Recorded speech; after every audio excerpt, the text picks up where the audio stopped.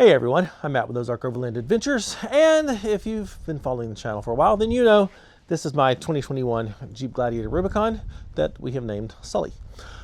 Sully has almost 127,000 miles on it. I've had it for over 4.5 years, and this has been my all-time favorite Jeep that I've ever owned. Sully has taken me all over the country, wheeled some of the hardest trails in the country, and when it comes to being what I consider really a hybrid overlanding, rock crawling, extreme overlanding rig, Sully has performed impeccably. What I want to do in this video is, after 4.5 years, 127,000 miles, I've pretty much got Sully dialed. I'm sure many of you know, I need to get a new engine for Sully. So I'll give you a little update on that here in just a second. After 127,000 miles, countless hours of this engine running, because it's not just about the miles. This engine has set idle while we're doing recoveries and just all kinds of things, setting up cameras. This engine has idled for a very long time, and so there's a lot more hours on this engine than a typical Gladiator with 127,000 miles would have. So with that, the fact that this Gladiator is so dialed for what I want to do is the number one reason I don't want to replace it. I could trade it in and get a new one, but Sully's paid for. I don't want another payment, and so that's why I will be putting a new engine in Sully, and it's just going to keep on going. But I thought I would give you just the full rundown, like every single thing that I have done to this Jeep to make it what it is today. And at the very end, I'll give you a whole cost summary. I'm not going to do it for every single part, but I'll give you a whole cost summary. I've got my little spreadsheet here so I don't forget anything. And yeah, we'll get into it. I'll kind of break this down into categories. We'll do like suspension and drivetrain stuff. Then we'll go armor. Then we'll go engine, bed rack, interior, and kind of break it down into categories. So first, yes, I am replacing the engine. I do have that scheduled for mid-January. No, right now I will not tell you what that's going to be. I'm going to keep that a secret for now. But Sully is getting a new engine mid-January, and right now still drivable. There are some electrical gremlins, I think from the BCM, that's driving me crazy, that I'm just going to have to go to the dealership and have them check that out, and hopefully maybe just reflash the BCM. But that's not part of it. So let's get into the suspension. Well, first, wheels and tires. For pretty much the life of me owning Sully, as soon as these tires came out, I have been running the Milestar Patagonia MTO2s in a 38-13-50-17. The wheels are Black Rhino Duggars in a 17x9 -18 offset. That -18 offset is needed because of the 1350 width, so I don't rub on the control arms and all the things. So -18, but not many companies make a -18, so I really like that size. I love the Duggars because they've got this, it's kind of a cutting board material, rock rash ring here that keeps the valve stem and all that sort of stuff protected. Been very happy with this setup. Suspension. Right now it's kind of a hybrid in that I've got the Clayton 3.5-inch premium lift kit with their long arm kit in the front, and right now short arms in the back. But here in the next couple weeks, I will be moving to the long arm kit in the back, and they asked me if I would test out their new prototypes of their 4.5-inch springs. So pretty soon this will be a 4.5-inch lift with full long arms. Right now, front long arms, 3.5-inch lift, HD coils in the back to handle the weight. And I absolutely love the suspension. I have zero complaints with the suspension. It is awesome, flexes like crazy. For shocks, I'm running the Bilstein 8100 DSAs, fully adjustable, most comfortable riding shocks I've ever had. I love that if I'm on like really washboard rough roads, I can soften that suspension up and just kind of soak it in. If I'm on the highway, firm up that suspension. Man, absolutely love the Bilstein 8100 DSA shocks. Steering components. Also kind of a mix and match.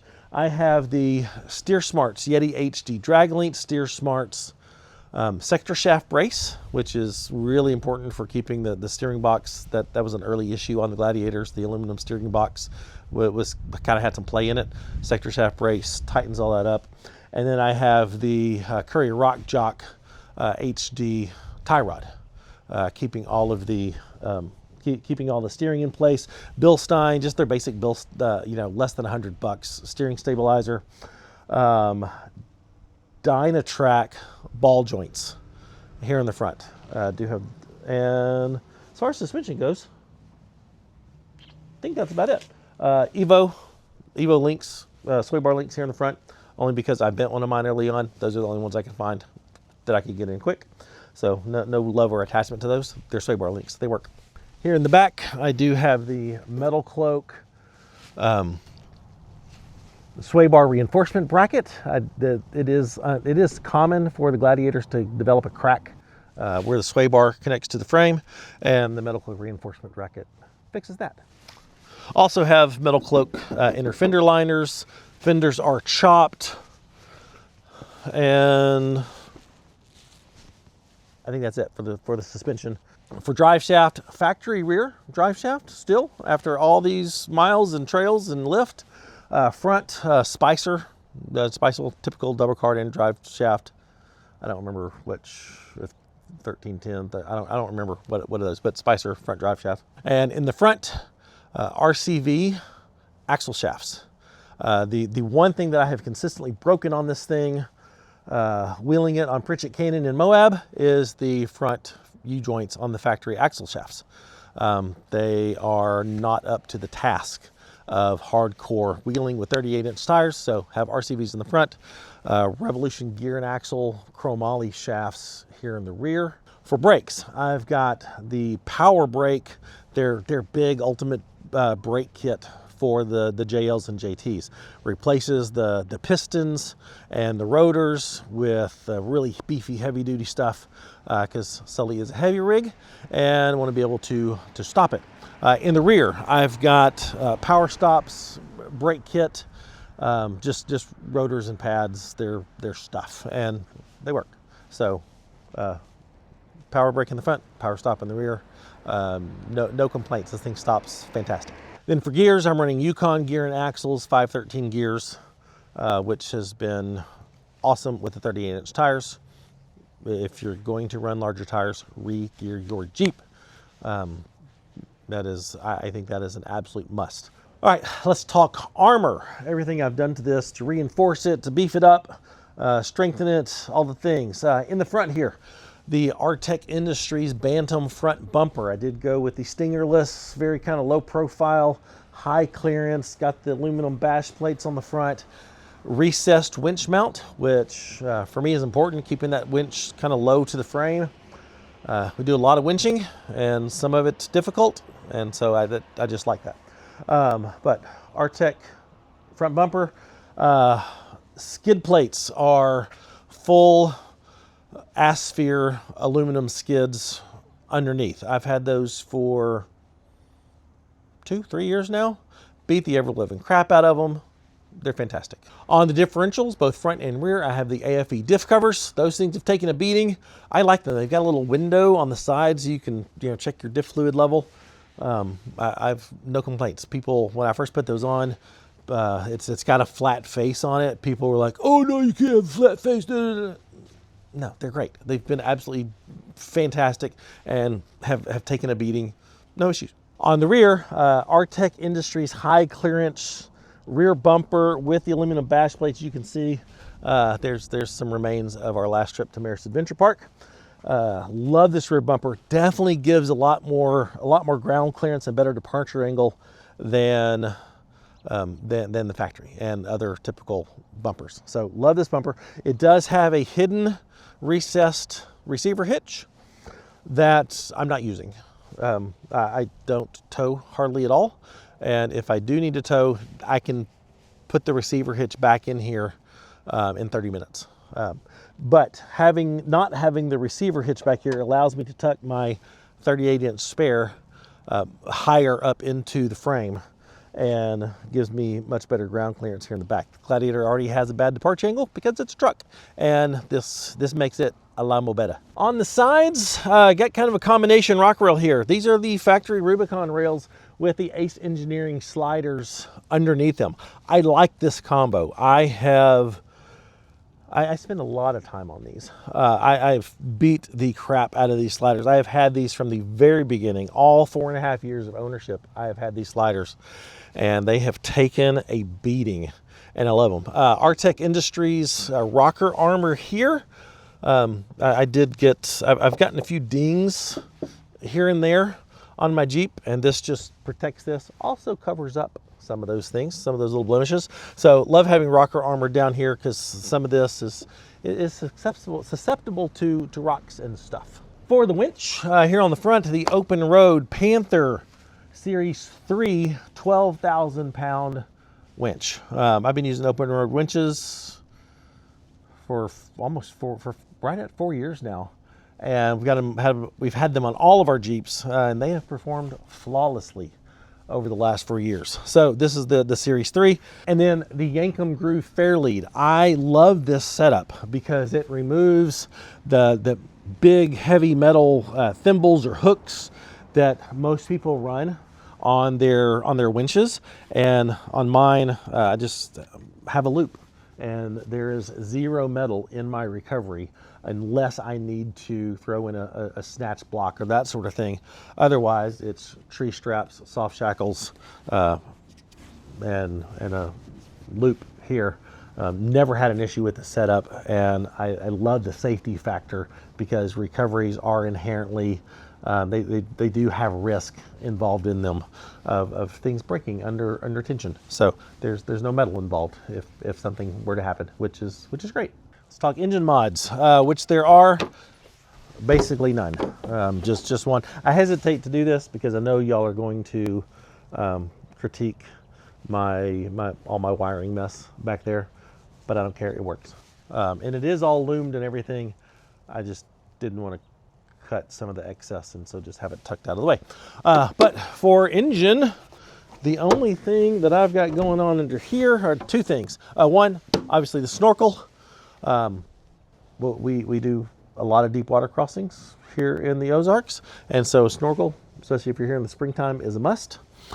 And also does an incredible job when I'm out west in dusty environments, keeping the airbox clean. So if you're going to do any type of cold air intake, air intake modifications, just get a snorkel. Nothing else comes close to keeping the air box clean and efficient and doing all the right things. So snorkel.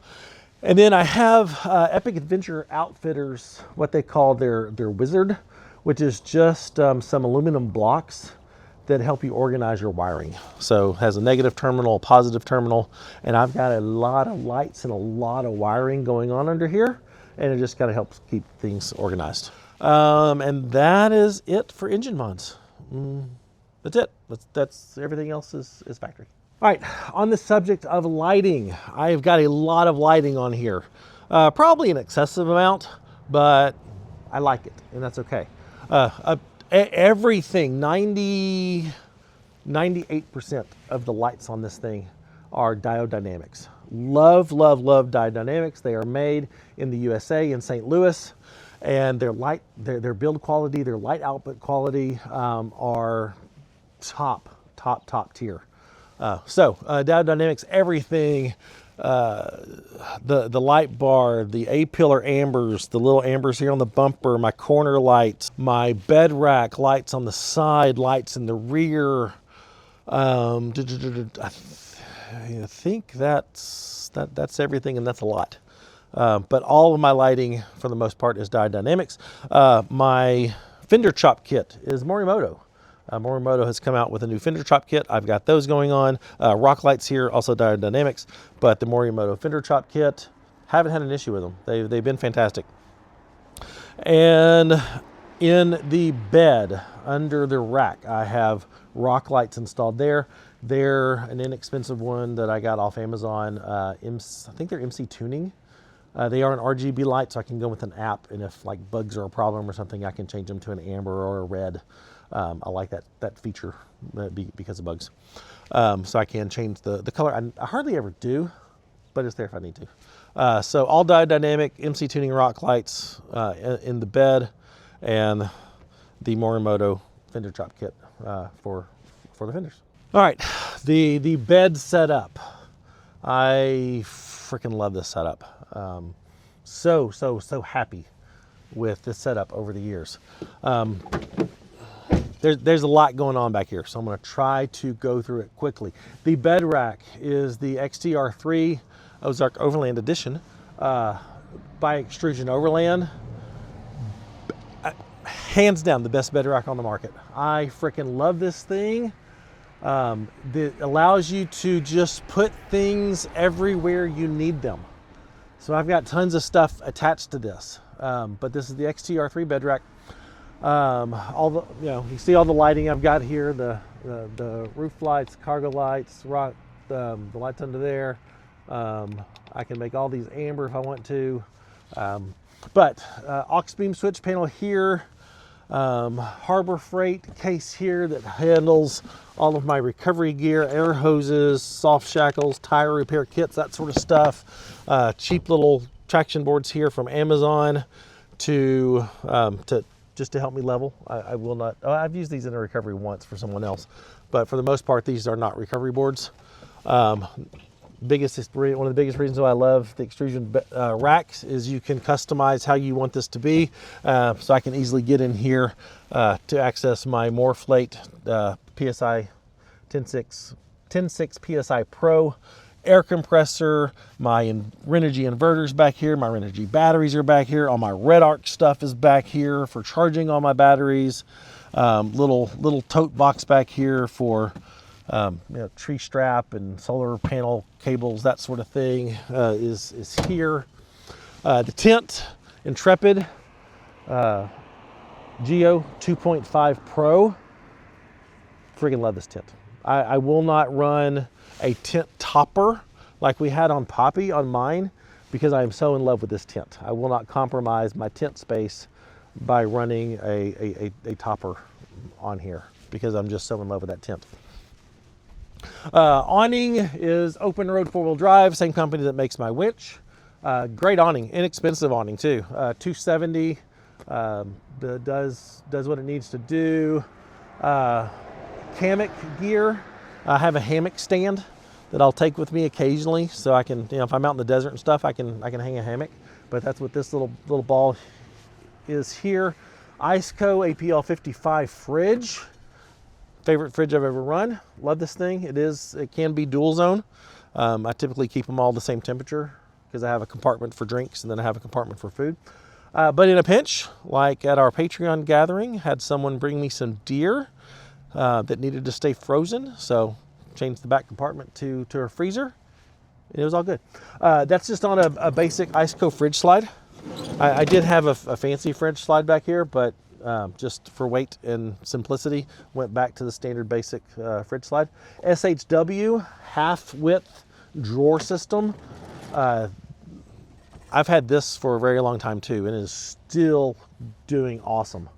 All my camp gear and stuff live in here.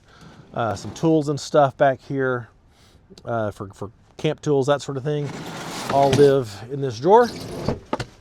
Got this handy dandy T-mat system here on top of the drawer. This allows me these little,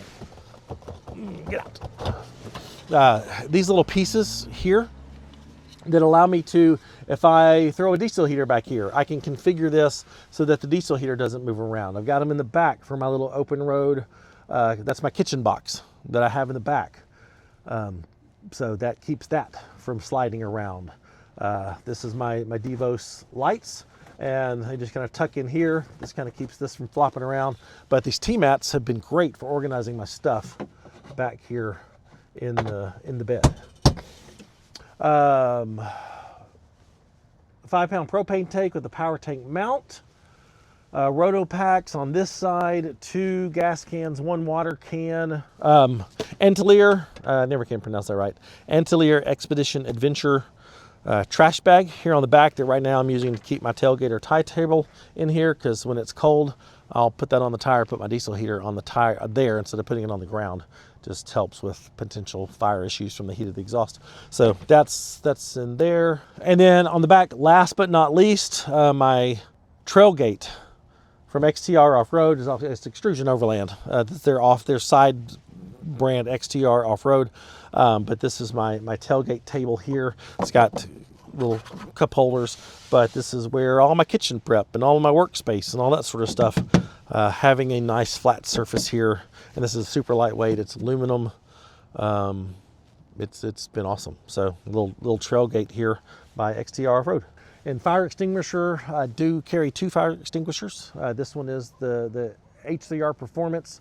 This is their Halgard fire extinguisher. So this is for like engine fires. That's primarily what this is for. It's on the outside, so I can, I don't want to have to, if something happens and something's on fire, I don't want to have to reach inside the vehicle that might be on fire to get my fire extinguisher. So the Halgard is back here, and I'll show you the other one when I do the inside. Up top, I have the Sherpa Moonlight roof rack. I've had this for about 1.5 years now, and it's has not rattled, it has not come loose. It has been fantastic. Its sole purpose is my Starlink mount, to have me a place to mount my Starlink on the roof. So that is the sole purpose for the Sherpa. Inside the Jeep, I got a lot going on in here. Everything from Epic Crow Molly panel up here on the top to keep quick access things, a knife up there, some flashlights and stuff, USB ports, reading light. My light controller is mounted to it. My Dow Dynamics light controller is here. Anvil Overland dash bar. This thing has been the best accessory mount I've ever had. But all my accessories are up here: phone mounts, spot GPS mount, GoPro mounts, handheld radio mount. All that stuff is here on the Anvil dash bar. For comms, I've got the Midland MXT 575 installed and out of the way under the steering wheel. I use their noise cancellation microphone, which these things are fantastic. Worthy upgrade if you're using an MXT 575 or I think even the 275. Midland's little speaker up there in the top, just because it just makes it more loud, and that's good for comps. 3W floor liners down here. Man, those have been fantastic floor liners. They get dirty, they clean off real easily. No complaints there. Grab handles. These are some from Amazon. G3. I don't even remember what brand these are. But grab handles from Amazon. 70 mi Omni dash cam. Love that thing. That thing's been great. Hot heads headliners. They really do make a difference as far as noise levels inside the cab, especially when you're on the interstate and stuff. So, and they allow you to put patches up here. So hot heads headliners are excellent. In the back, again, SHW rear seat delete. This is their 60% seat delete. I went ahead and took out my other 40% seat on the other side and just did a little homemade plywood panel over there, because this is their original style seat delete, and they don't make this one anymore. And I like it. Molly panel up here. This is an MPS Molly panel that has a little surprise in it. So I've got my first aid kits. This is my trauma bag. So serious first aid over here, boo-boo bag basically over there, Band-Aids, that sort of thing. But this drops down and gives you access to bang sticks that you can mount up here and have out of the way. So that's by MPS Molly Performance Solutions, Molly, something like that. Rear shelf here. Fantastic design idea by Backseat Delete with their new Molly panel here that I've got right now. I just put this in earlier today. Got radios attached here to the back, but I love this rear shelf because it serves as kind of my pantry. I keep food and spices and stuff here, spare shoes, my little tie down bag and stuff for my awning. Just a real handy spot to store stuff that's otherwise unused space. So that's awesome. What very few people know is Sully does have a pretty kickin' sound system installed. Factory head unit, which I like. We've had aftermarket head units in other Jeeps and have been very unhappy with them. So factory head unit, but MB Quart full JL, MB Quart full JT speaker package and amp package. So I think there's 1,000 watts of power to 500 watt amps. Subwoofer enclosure that used to live under the seat and now lives under the seat delete. All speakers replaced by MB Quart. Thing sounds amazing. Real happy with that. The second fire extinguisher is right here, right behind the driver's side, and it is the H3R Performance. Their max out. It's basically their standard fire extinguisher.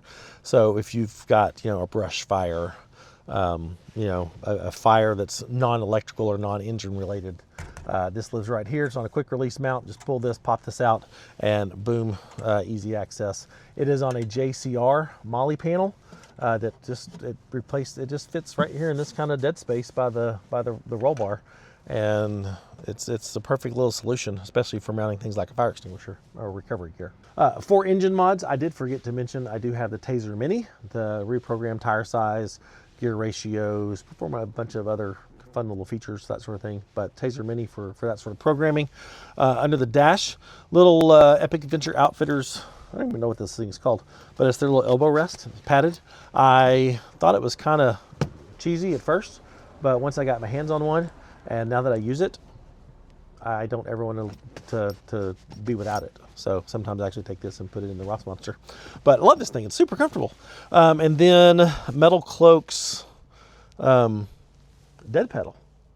That dead pedal is we've had multiple dead pedals on various Jeeps, and that one is by far the best one we've ever had. So if you like a dead pedal, you don't have a place to put your left foot, highly recommend the Metal Cloak one. And then last but not least, the graphics. All of the graphics on here are replaced from a company called Sticky Vinyls. This is it's textured topo, and you can get topographic, you can get the topo lines from lots of different places. Mine is actually my favorite camp spot in the Ozark, up here on the hood. And it's carried over into these areas. But up here on the hood, you've got one of my favorite areas in the Ozarks and my favorite campsite in the Ozarks. Up here, side accent graphics here, graphics on the back. My logo was also done by Sticky Vinyls. It's got the same topo on it. And if you're looking for graphics packages like this to replace or just trying to change yours up, highly recommend. The hood decals. There's something about the hoods. When the sun's at the right angle, the sun reflects off this hood into your eyeballs. Highly recommend getting at least one of these for the hood of any Wrangler or Gladiator, because it really helps with that reflective glare. Because before I got this, that could be rough sometimes. And then on both sides of my Gladiator, I've got the badges from All Roads Taken. Everybody's familiar with the Jeep Badge of Honor program. This is a step above that, because they have a lot more trails than what the Badge of Honor program has. They also have things like national parks, national forests, off-road parks, those sort of things, because a lot of the places we go, we want to kind of commemorate them and remember them, but they're not like famous trails. We're just in the White River National Forest in Colorado, or whatever. So this side is all of my trails, and the other side is the national parks, national forests, those sort of things. So All Roads Taken for all of my badges on here. And I've actually got a handful of them inside that I need to put on here that I haven't put on here yet. So highly recommend these if you want to kind of show off the places you've gone and commemorate those like this. All right, I think that's it, and that was a lot. I went through that really, really fast. If you have questions, be sure and put them in the comments, And if I go into any detail about anything, I just kind of point it out, because there's a lot that has gone into this build. It has been years and years and years of just trial and error, each little tweak, fixing a problem or creating, making things easier at camp. Lots of little tweaks like that over many years of doing this thing, to the point where I have got this thing completely dialed. What's next? I mentioned the rear long arms. Those are going on soon. Clayton's 4.5-inch springs, going to test those out. The only other real major change is going to be, aside obviously the engine swap, but I am going to switch to extrusion Overland's exoskeleton very, very soon. I don't know if I'll have it before the engine swap, but if not, shortly after the engine swap. And I'm pumped about that, just having everything sealed up.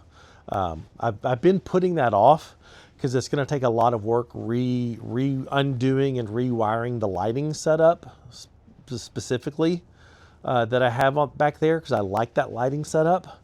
It is dialed and it is purposeful, and I want to make sure I can carry that over to the exoskeleton. So that's been one of the biggest reasons why I haven't done that yet, is I just know that's going to be time consuming, and just been putting it off. But that is coming. And other than that, I can't think of anything else. Like Sully is dialed. I mentioned I would give you financial numbers. If you were to do all this in just kind of one swoop, including the price of the Gladiator, for this setup, I put it all in that little spreadsheet, and I'm sure I missed a few things, so I threw a little miscellaneous category in there, but all in, about $130,000 for this entire setup, which is a lot, but it has been purposeful and has served me incredibly well, and I'm excited it will serve me incredibly well, hopefully for years into the future. So mid-January, engine swap's happening. So I know a lot of people are asking questions about that. Be sure and subscribe, hit the bell notification, because YouTube's doesn't always just toss it up out there in your feed for reasons anymore. But be sure and hit the bell notification, and that's coming. That's coming really soon. So I'm pumped about that, and I think that's it. Like I said, questions in the comments. Ask me anything about Sully, and I'll try to answer. And like the video, give us a YouTube love, like, subscribe, that sort of thing. Check out the Patreon link in the description or here on the QR code. If you like what we're doing and you want to consider supporting the channel, get access to special events like the Mayor's Fall Gathering that we just had, and future regional gatherings that we're going to be doing as we're full-time traveling in our Ross Monster and with Sully, and probably Ren too, the new Wrangler. But we do a lot more regional meetups for that with our patrons, and all of our GPS data from our trips, that sort of stuff. Check out the Patreon links. And for all of our merchandise, go to shopoverlandapparel.com. Thanks for watching. See you next time.